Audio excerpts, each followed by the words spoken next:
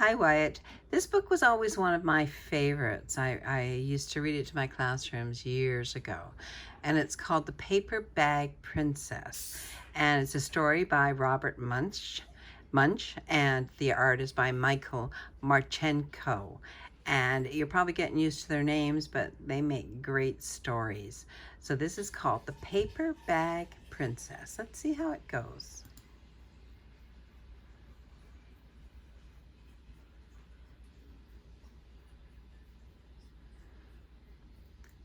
To Elizabeth. Elizabeth was a beautiful princess. She lived in a castle and had expensive princess clothes. She was going to marry a prince named Ronald. Unfortunately, a dragon smashed her castle, burned all her clothes with his fiery breath, and carried off Prince Ronald. Elizabeth decided to chase the dragon and get Ronald back. She looked everywhere for something to wear, but the only thing she could find that was not burnt was a paper bag, so she put on the paper bag and followed the dragon. He was easy to follow because he left a trail of burnt forests and horses' bones. Finally, Elizabeth came to a cave with a large door that had a huge knocker on it. She took hold of the knocker and banged on the door. The dragon stuck his nose out the door and said, "Well, a princess, I love to eat princesses, but I have already eaten a whole castle today. I am a very busy dragon. Come back tomorrow." He slammed the door so fast that Elizabeth almost got her nose caught.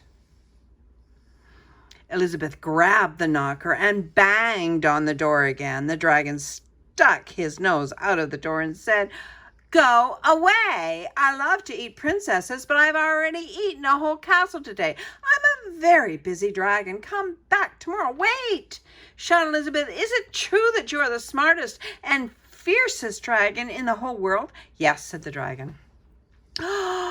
"Is it true," said Elizabeth, "that you can burn up 10 forests with your fiery breath?" "Oh, yes," said the dragon, and he took a huge deep breath and breathed out so much fire that he burnt up 50 forests. "Oh, fantastic," said Elizabeth.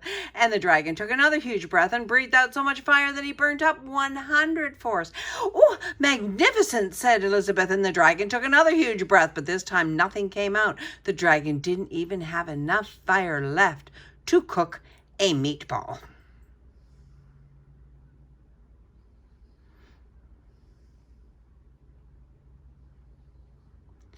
Elizabeth said, "Dragon, is it true you can fly around the world in just 10 seconds? "Why, yes," said the dragon, and jumped up and flew all the way around the world in just 10 seconds. He was very tired when he got back, but Elizabeth shouted, "Fantastic! Do it again."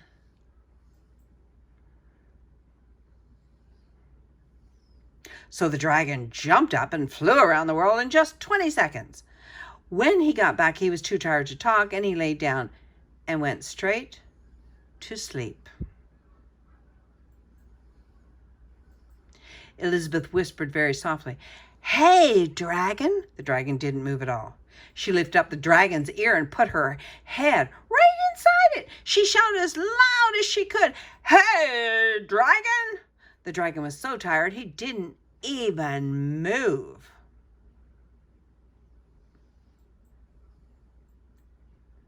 Elizabeth walked right over the dragon and opened the door to the cave. There was Prince Ronald. He looked at her and said, "Elizabeth, you are a mess. You smell like ashes. Your hair is all tangled, and you're wearing a dirty old paper bag. Come back when you are dressed like a real princess." "Ronald," said Elizabeth, "your clothes are really pretty and your hair is very neat. You look like a real prince, but you're a bum." And they didn't get married after all. I love that story. Don't you, Wyatt? I hope that you will listen to this one many times.